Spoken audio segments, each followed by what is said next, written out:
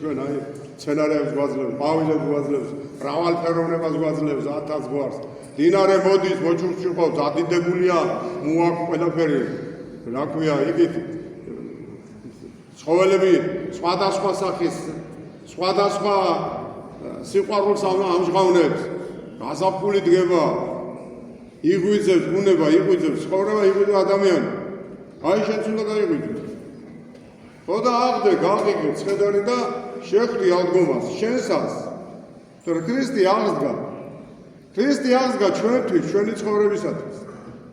და გარდმოხდა კიდევ ზეცი.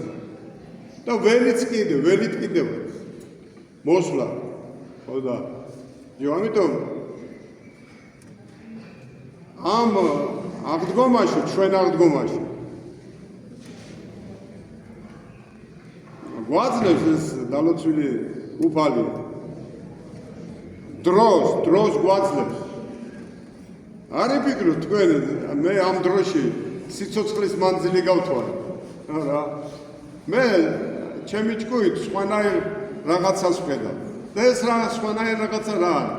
გვაძლევს დროს გაზაფხულისას, ხვნისას, თესვისას, ბარვისას, ადგილის დალაგებისას, ხო და მე მოყვანისას, ხვავისა, ბარაქისას და განაწილებისას. და რომ მიუკითხავ ვიღაცას, გეხარდება იმას იძახის რა კაი კაცი იყო.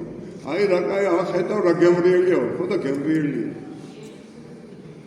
ჩვენი წინაპრები რო ხნავდნენ, მაშინ სად იყო ასეთი ტექნიკა, ახლა არა, მაგრამ მაშინ ახლა არის, მაგრამ ფული არ ყვა ბევრი რო ის უყიდო, თორე ისე კი ბევრია.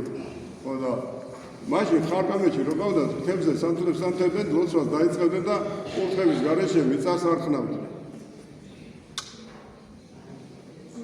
და სულ მახსენდება ნიკოლ წმინდის ტაძარი რომ გავხსენეთ ჩვენ 1978 წელს.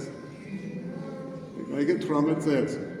მე ვიყავ პატარა 18 წელს ვიყავ, მაგრამ მუშტი მქონდა მაგარი და მეჯმეოდი ვაცელი და იქ იდგა ერთი ძალიან კარგი კაცი, ქართველი. ხო და იმასთან მე დავთარი, ახლა რომ გაიხსენ, ქართველი ბედნიერი არ ახლა რა ახლა მაგის გარეშე უყავს ორგლავადიო, მე ვიხავა დაადია, დააგდეძი. ხო ეს რა მითხრა ბოლოს? პატარა.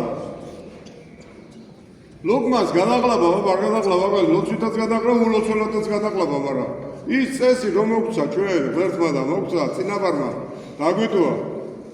და ლოცვილო, ჩვენ წესი არ უნდა შეასრულო.